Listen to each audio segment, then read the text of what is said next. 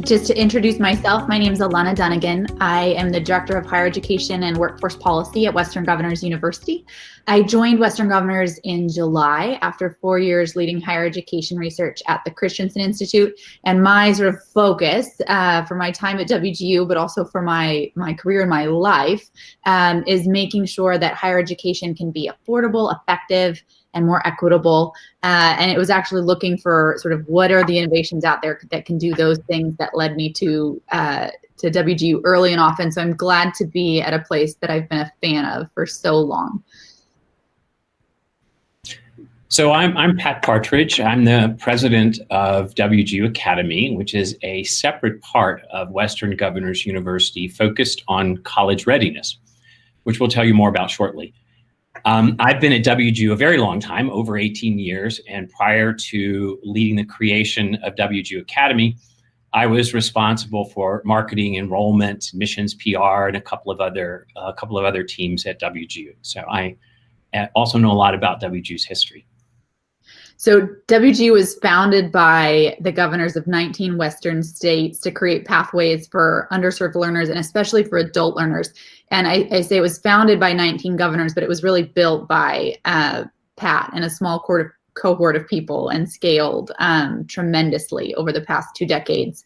WGU's mission is incredibly important, just given how poorly the traditional higher ed options serve non-traditional students. So according to the National Center for Education Statistics, the average adult learner who does complete college takes 84 months or 7 years to do so. WGU is a competency-based education model. So our average student is 37 years old. We know that they don't come to college empty-handed, and we want to make sure that the skills that they do come into school with are able to allow them to move faster. But today we're going to talk about something a little bit different. We're going to talk about WGU Academy, and specifically about sort of how do we create pathways to higher education for those learners who have been marginalized. So this is a perennial challenge for higher education. We know that remediation is expensive and it's ineffective, but unfortunately it's necessary because we don't have solid preparation for life after college for sort of every student coming out of 12th grade out of our school systems.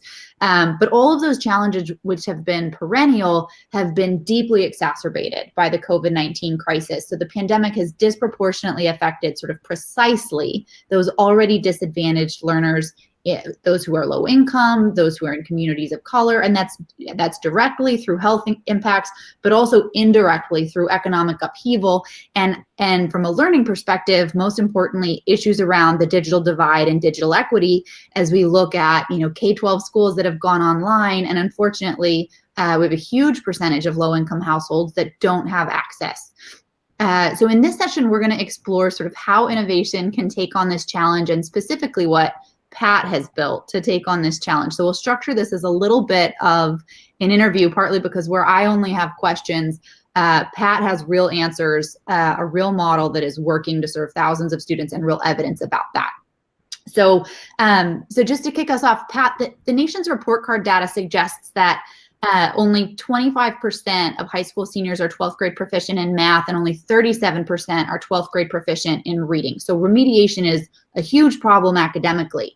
And the data suggests that current workforce demands mean that we need 2/3 of workers to hold a post-secondary credential. But again, how do you get from 24% to 2/3 when we know students aren't sort of academically ready to start that post-secondary credential? We know we need something to get them there, but the academic readiness gap is sort of the tip of the iceberg in some ways, and just solving for that doesn't seem to solve the problem. So tell us kind of what is the full picture of helping students be ready for college, and why is addressing only the academic gap so ineffective?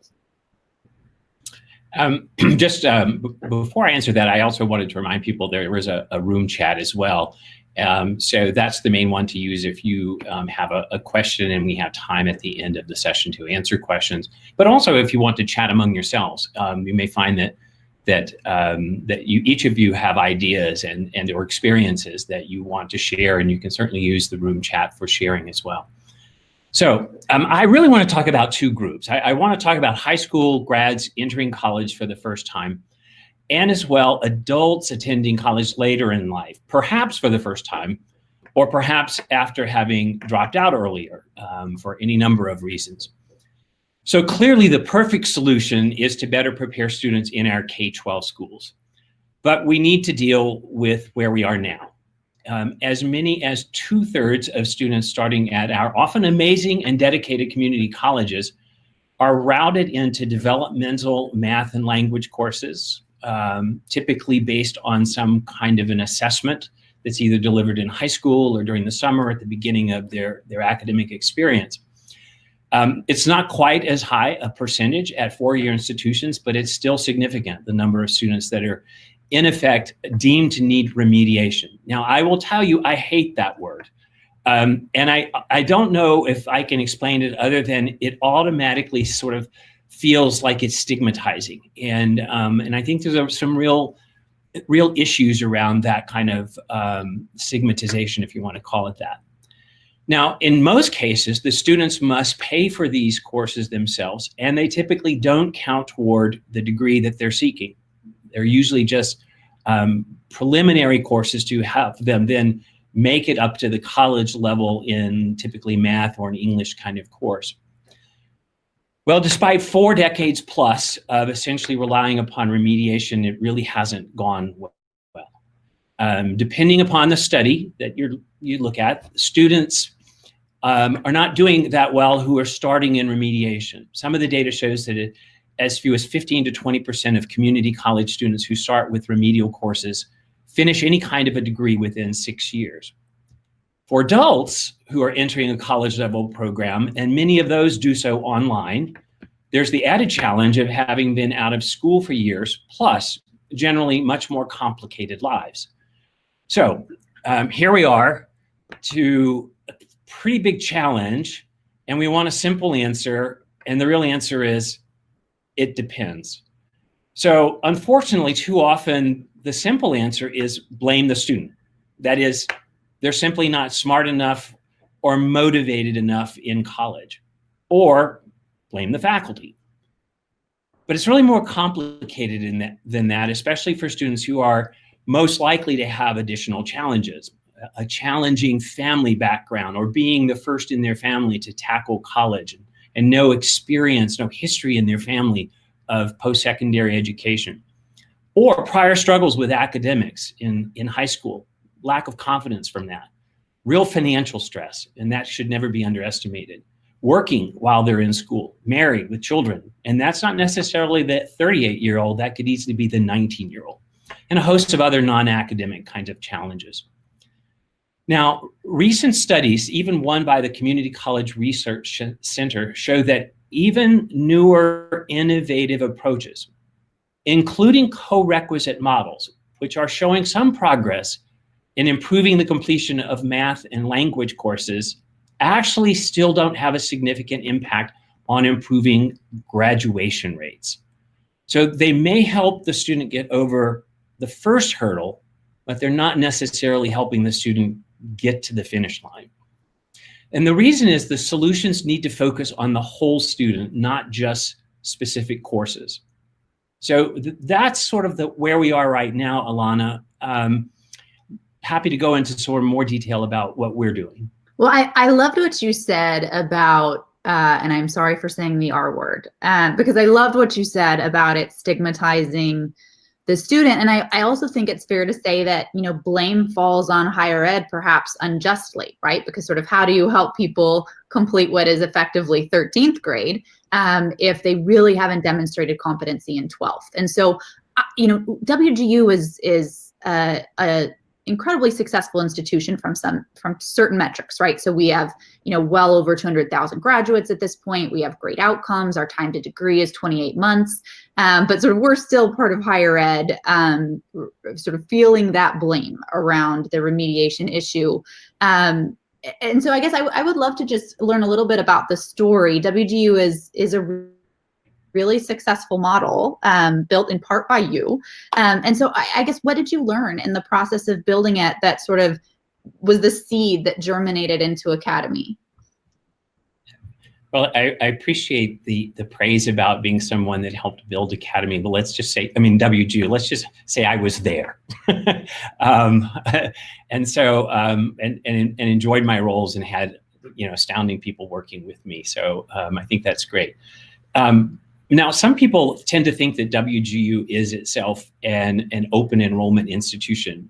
It has not been for most of its history. The first couple of years, it was basically that way. But even WGU learned that there were some students that were not ready, in particular, for an online, largely self-paced, competency-based model. And WGU is not admitted in a typical year many tens of thousands of applicants. So over the years, we've developed many things to help students, but we haven't necessarily tackled the question of college readiness. And about 3+ years ago, some of us, led by Scott Pulsipher, the president of WGU, started looking at this challenge of college readiness. And out of that grew this idea of the Academy.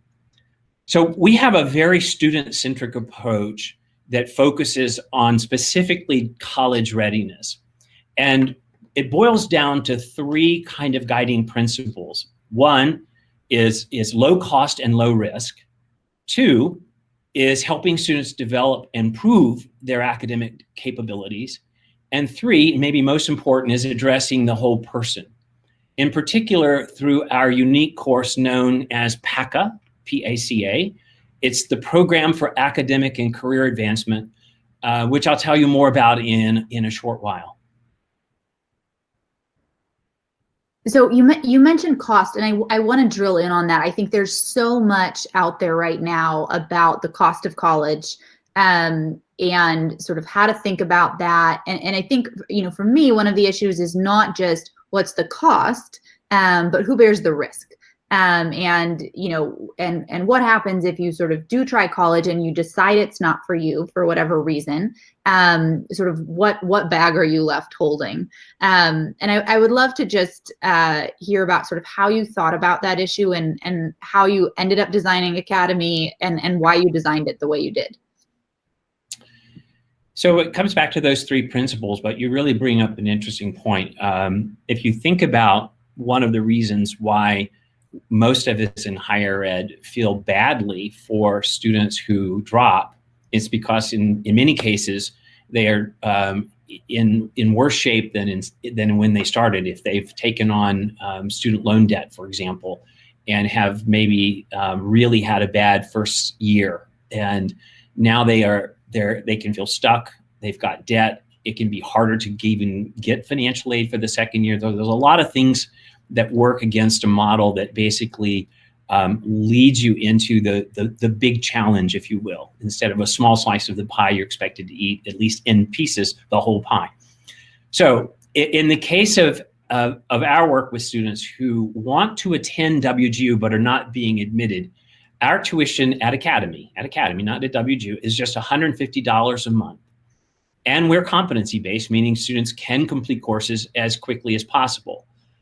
Now, these are students not admitted to WGU, but by completing PACA, the course I was talking about, and 2 courses at Academy, they are guaranteed admission to WGU. So we are, in effect, an entry point for students who want to go to WGU and are not ready, and then we help do the preparation for them. Now, there are other things that we're doing at Academy that are not just for WGU that we'll get a chance to talk about later, but this has been where we initially started as we built Academy.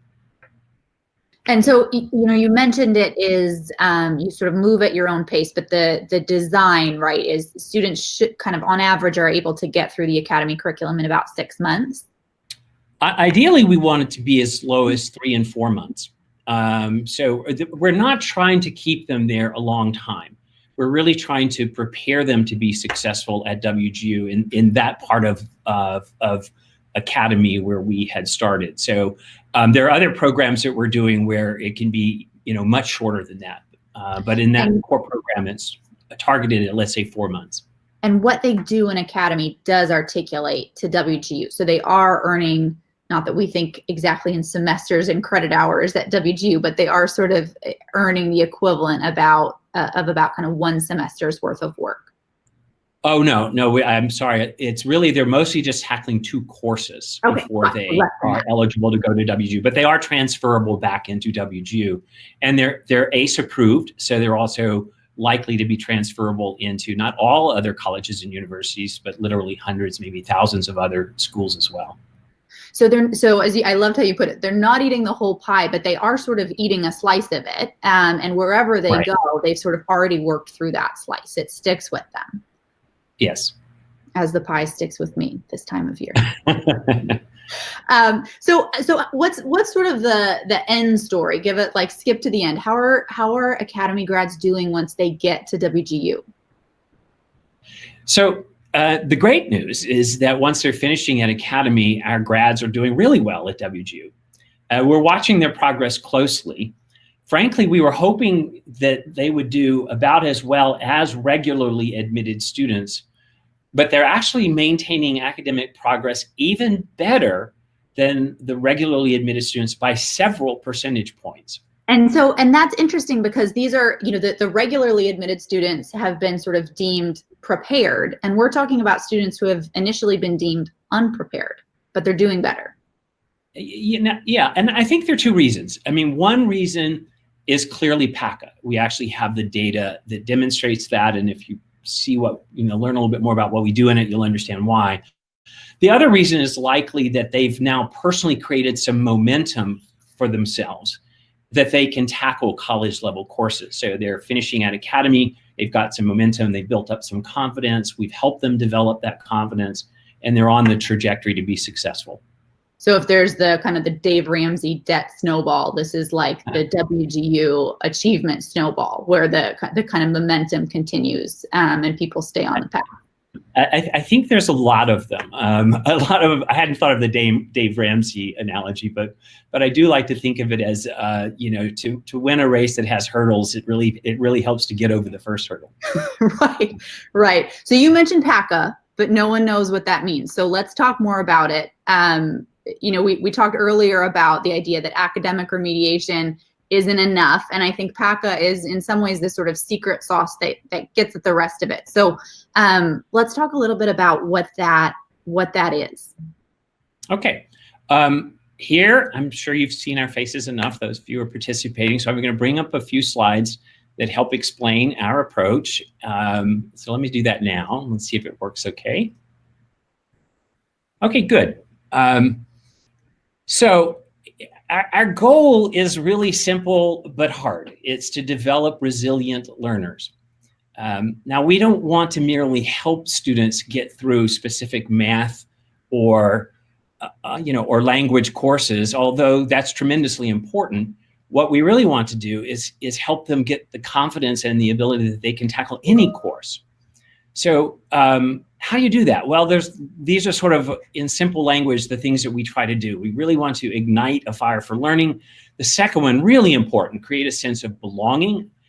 Taking someone who may not have confidence that they even belong in a in a community college or college, and having them believe that they really do belong there and can succeed.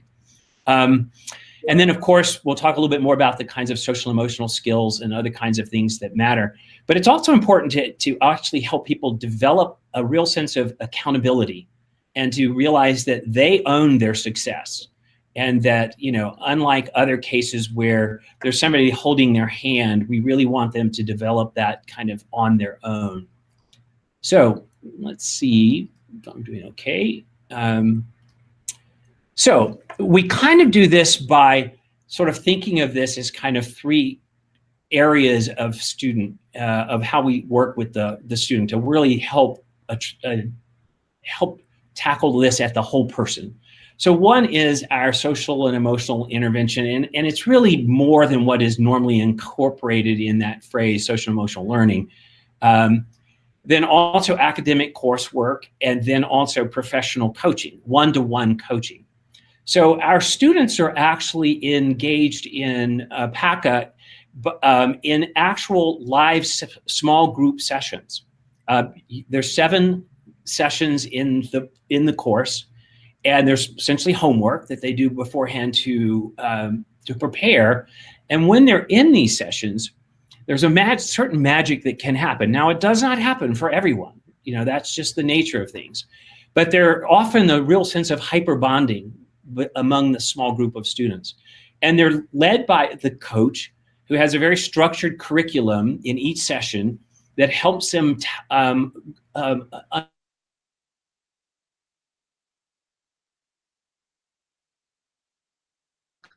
Pat, are you frozen? Understand together these individuals, and it helps us insecurities, but then who also provides sort of support for each other even within this course. So the range of kinds of things that we do in PACA is pretty broad.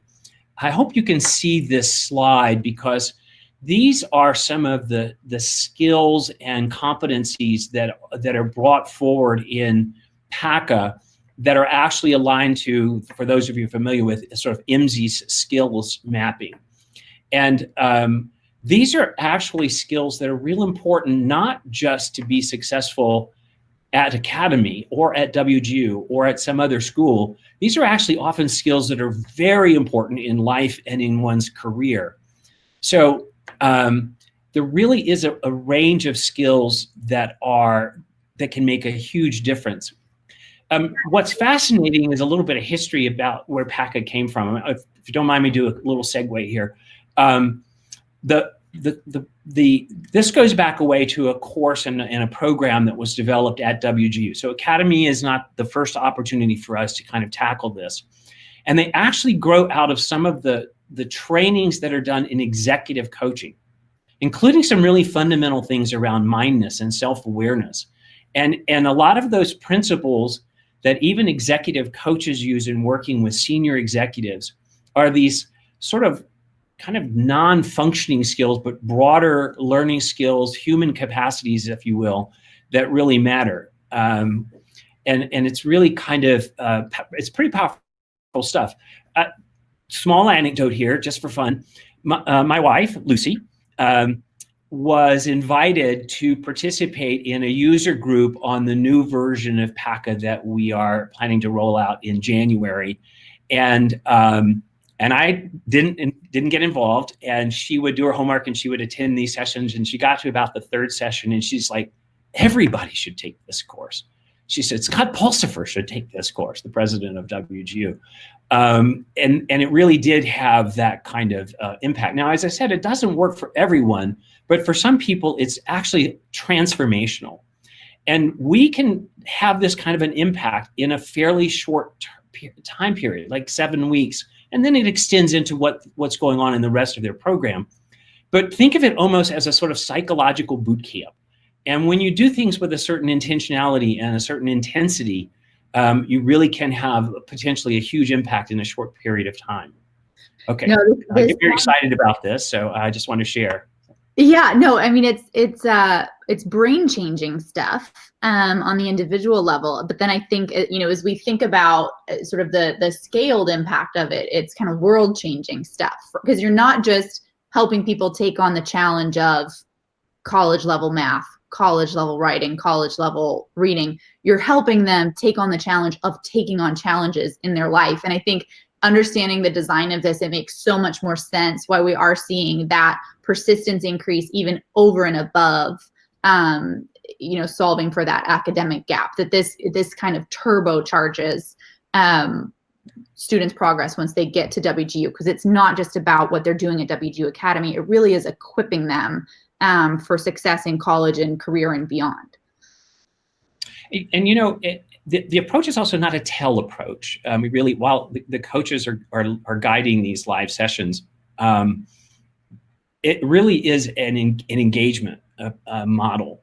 And so, both in the live sessions and even in one-to-one coaching that sometimes follows, sometimes precedes the individual sessions.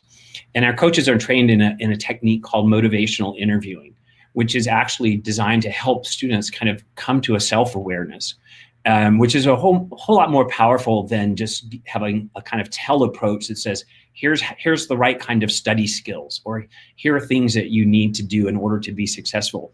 Now, granted, there's an element of that, but essentially you're sort of engaging students in this building up of their own confidence, as well as sort of peer-to-peer support. So it can be pretty powerful. And keep in mind that our sessions, our live groups, our cohorts are not like all 18-year-olds. These might be somebody who's 19 years old and somebody who's 29 or 30-something years old. So they're a mixed group.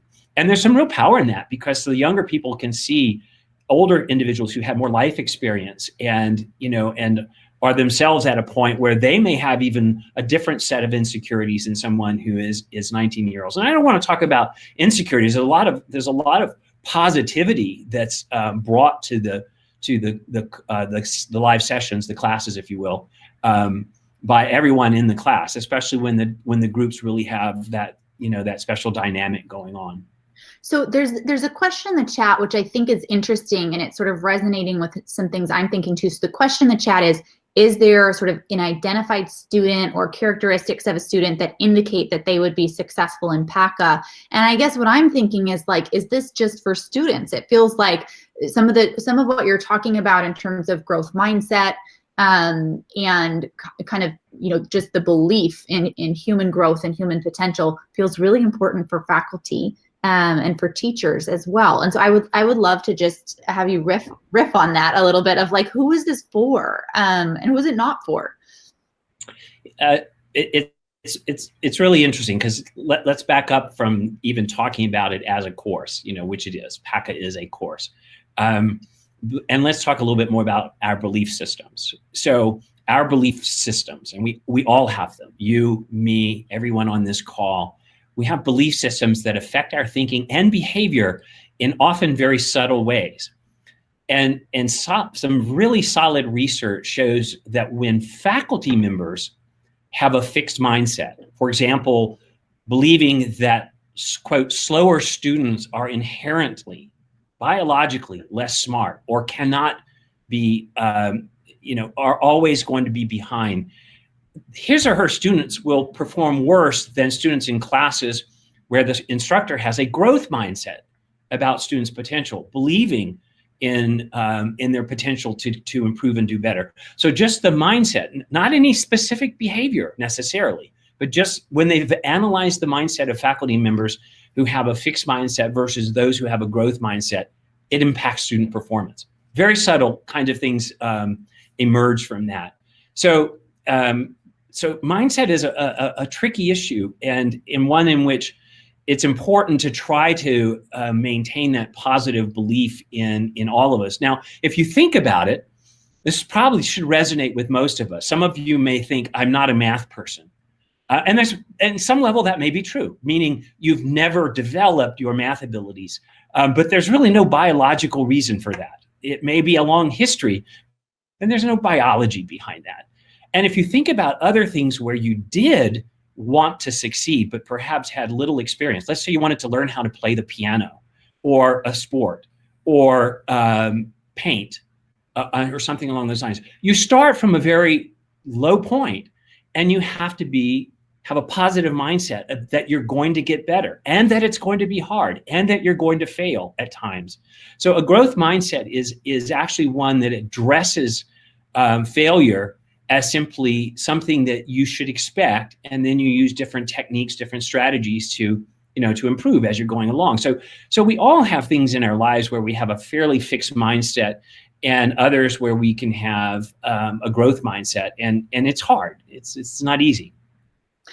This is why I love working at WGU, quite frankly, because I feel like if I read the headlines, it's COVID, it's economic disaster, it's lockdown, it's political division, and then at WGU, the conversation is about, what if we could get every human to believe in their own potential? What would that world look like?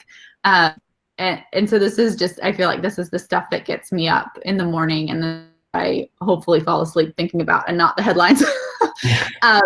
But I know the vision for Academy, so far you've touched about, is it 10,000 plus students?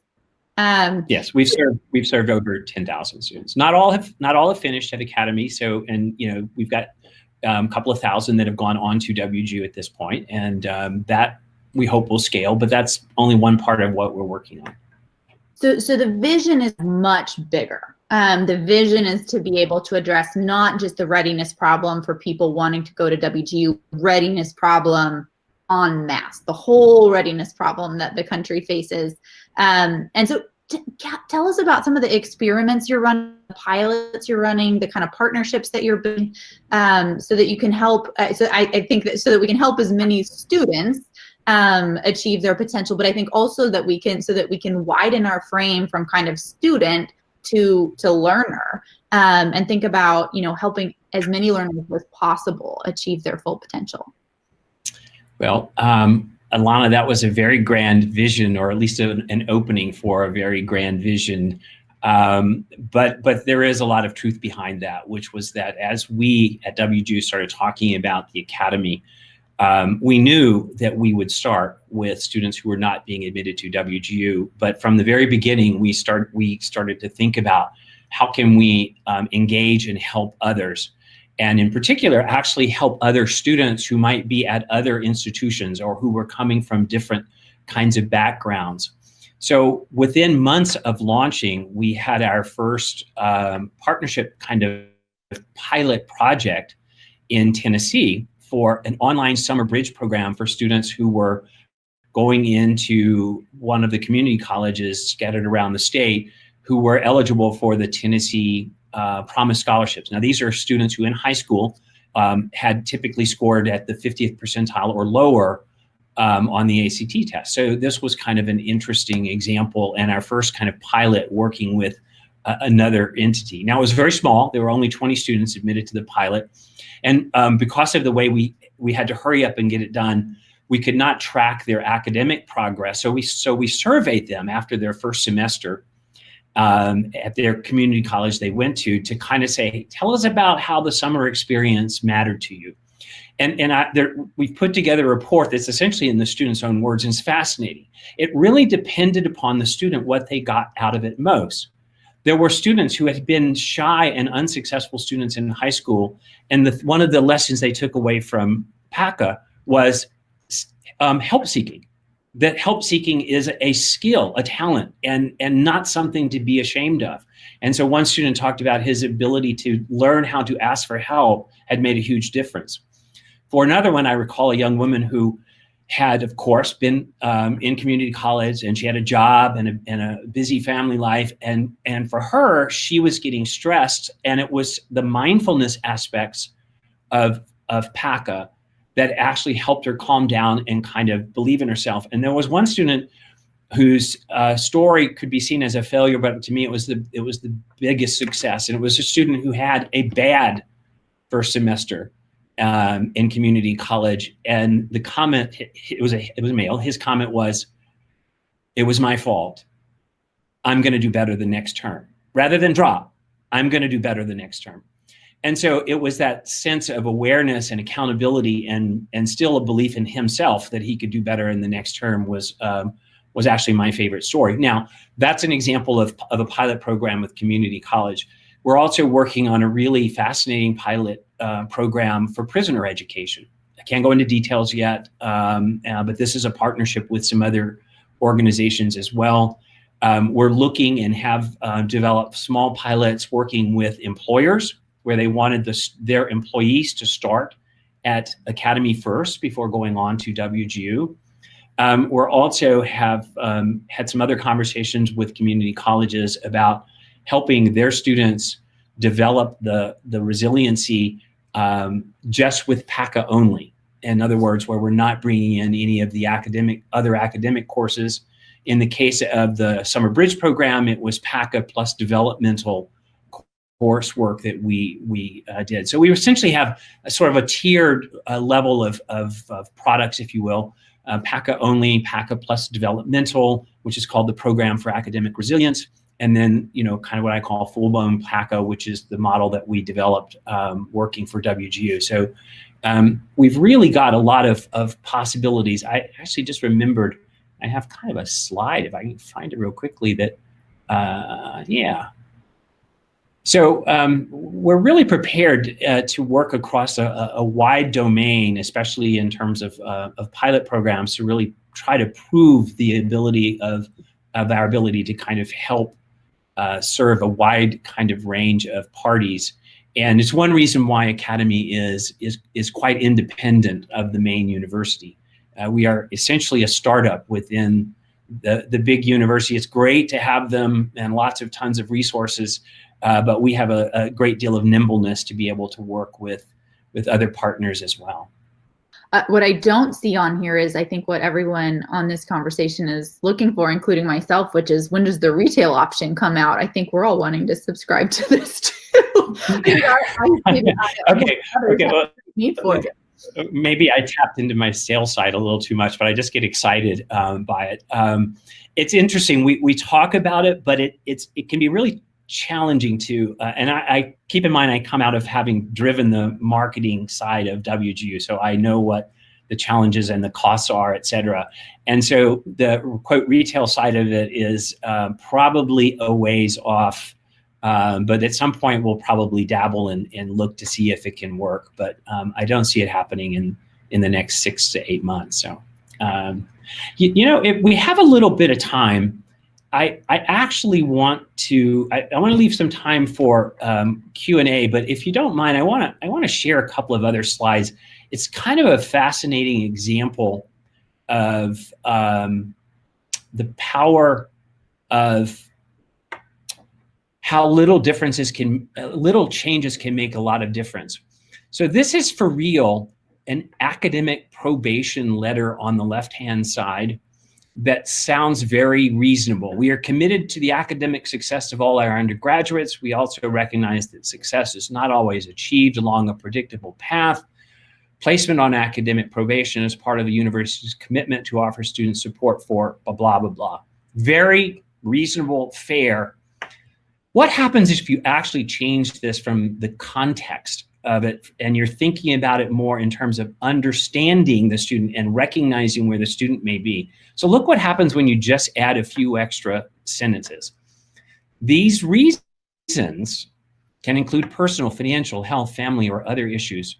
Our goal is to help you identify the factors that are relevant to you and help you address them. You should also know that you are not alone in experiencing these difficulties. And then, it kind of goes on to kind of bring them into the possibility of,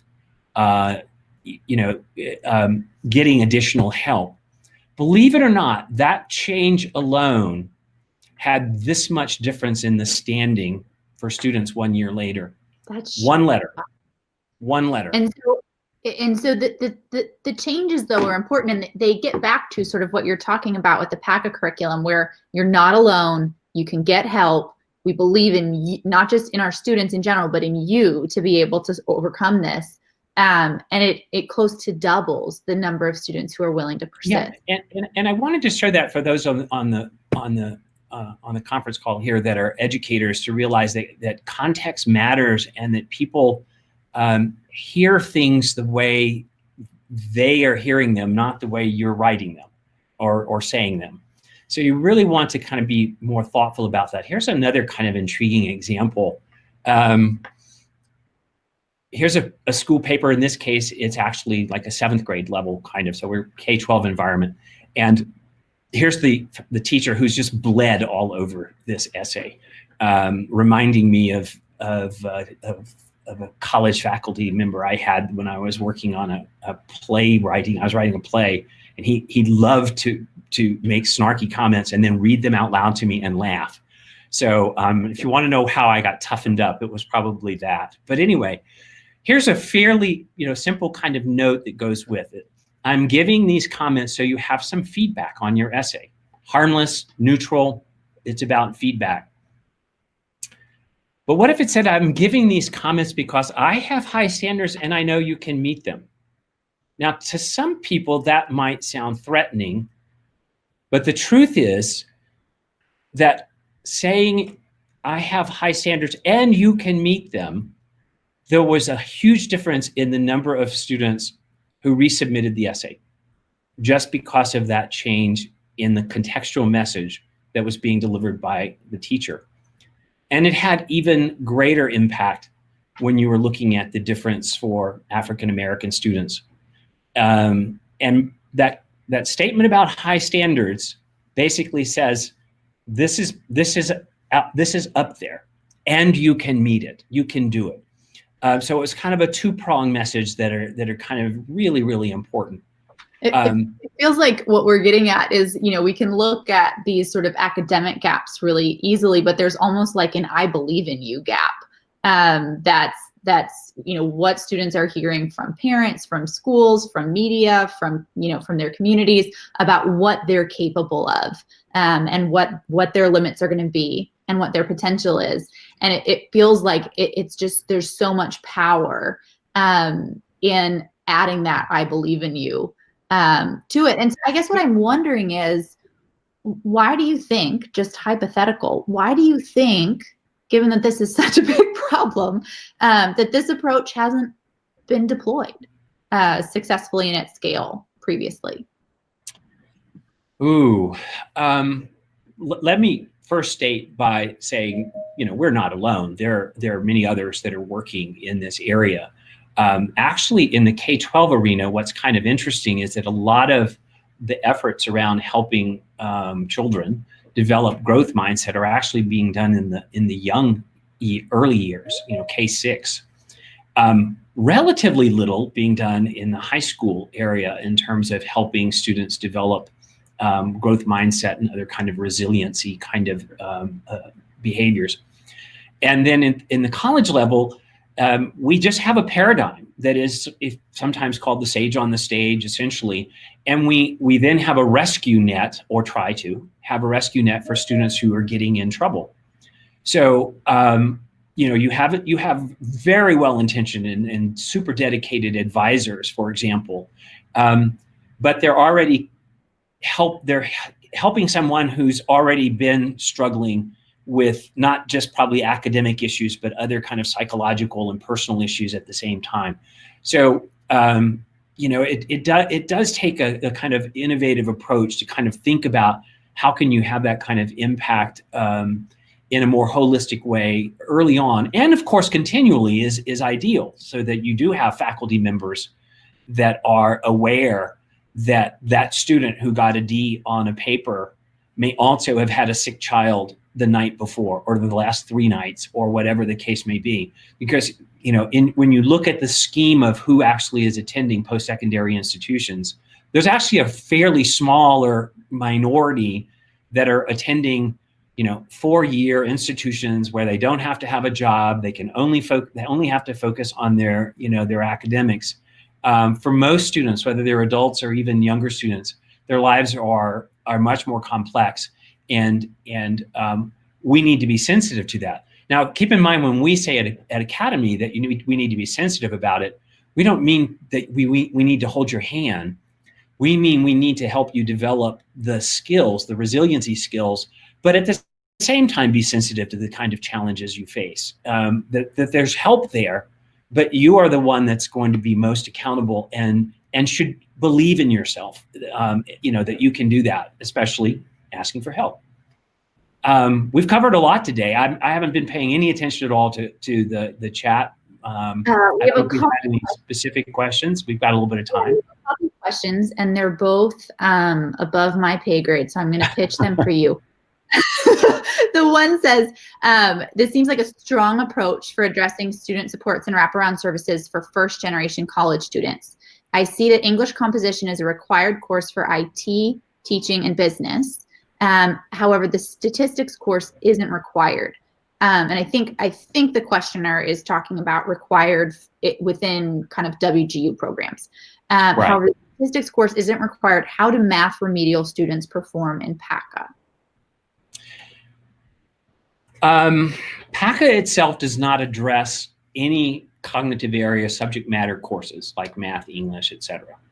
It really is addressing the broad range of psychological dimensions to help students develop their confidence.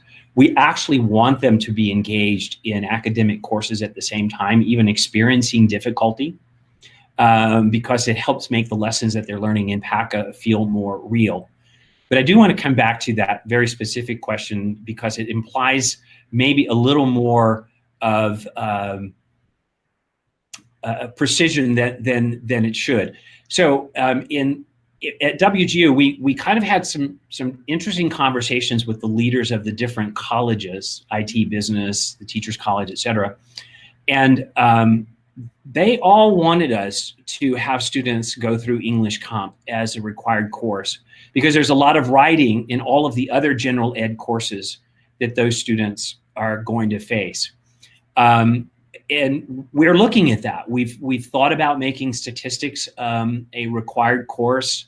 We probably would not go with a pre-algebra or college algebra kind of course at Academy. I don't want to go into the pedagogical reasons why we would prefer statistics over algebra, but my guess is require math that no one uses. Well, there's lots of other reasons too, but that's certainly one. Statistics is easy to structure in one's head and is ultimately usually more practical. But ultimately, we had to make some decisions about what we would do that we thought would be adequate preparation to have the students succeed at WGU. But we have a lot of confidence in WGU's ability to also address someone's math skills, et cetera. So this was kind of a joint decision with our customer, WGU, as to what would be required courses. And we're right now in the midst of kind of new conversations about what is that right pathway, if you will. And we can adapt that in working with others. This was just a decision made with WGU. So the other, I hope that answers the question. The other question that's in the chat is too easy, and so I'm going to make it harder. The question says, can you speak more about the potential scale of this work? Can it be implemented with several thousand students, seniors in a high school system, for instance? And I guess I'm going to add on to that. Talk about sort of the constraints to scaling this model. Like, what are the limiting factors here? There are limiting factors over the next year or two, but one thing WGU is pretty good at is scaling. So we've got kind of a two-phase solution, if you will, that will kind of emerge from this. The one that's most important is we want to actually work with students ourselves. So if we're working in a K-12 environment, which, by the way, we have a very peculiar pilot going on right now with 3 rural high schools in North Carolina. And I say peculiar because COVID has made their lives very peculiar as well. So the launch of it this fall of our program was very bumpy. We're looking to kind of maybe do a restart of the pilot in the spring. I'm hoping all of you can understand that COVID threw them for a bigger loop than us, but it really was a tough kind of launch. In any case, let me come back to it. Scale. We ourselves can scale up to thousands of students with adequate warning that we can serve. Now, maybe ideally they might not all be simultaneous, but we certainly can scale up to thousands of students simultaneously. Then ultimately what we want to be able to do is to kind of keep evolving the learnings that we have to kind of build programs that help schools do more of this on their own. Whether that is done as a class like we're doing now or something else, really that's the nature of innovation, certainly at WGU, is to kind of be moving in directions for scale.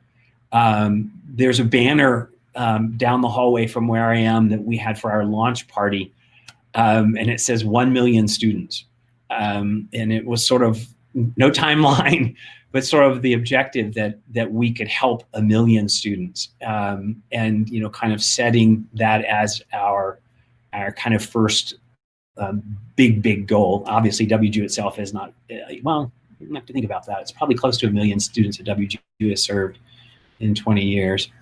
I'm not sure if that answered the question, but yes, we are prepared to scale. We do encourage pilots rather than trying to start necessarily really large, because sometimes you do learn. We learned, for example, that PACA done with high school students needed to be different than it was going to be with the adult mix that we had now. And we're also working on a version of PACA for that prisoner education program that includes a module that's around nonviolence. And developing, kind of an understanding of where violence comes from. So that's new territory for us. So we're excited about the opportunities to expand working with others.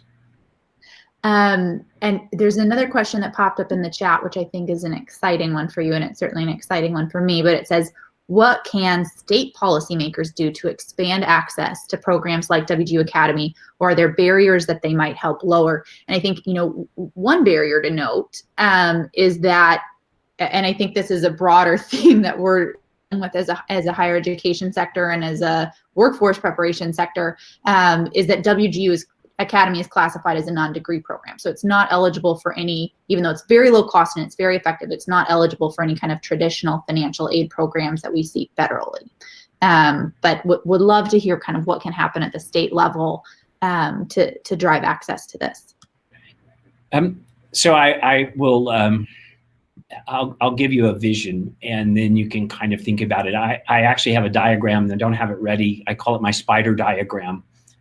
Where Academy sits in the middle of that spider or body, and then there are these legs that go out from there, meaning that Academy could be set up to be the Indiana Academy for academic readiness, or the Indiana Academy for post-secondary readiness, and it could serve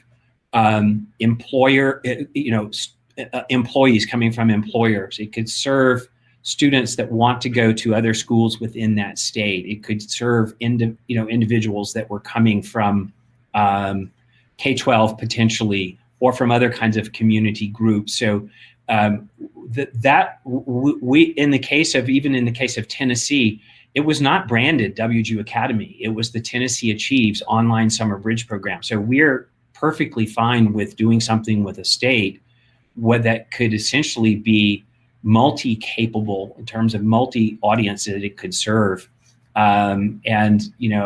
It's really not important that it be called WGU Academy. So a state or a community college, or if anyone basically said, we want to adopt this approach, it's evidence-based, we know it works, we want to adopt this approach to address remediation challenges in our state, in our system, they can just kind of white label that and spin it up. Yes, it's not super easy, but yes. But yes, the working assumption was that depending upon the situation, we would actually set these up under essentially a different operating name. It might somewhere in there say powered by WGU Academy, but even that's really not that important to us. It's really not about building our brand or anything. It's really about ways in which we can help much larger numbers of students, and to do it in ways that even sit outside the main WGU domain. So yes, we are ready to and have put sort of a private label, if nothing else, front end on the experience.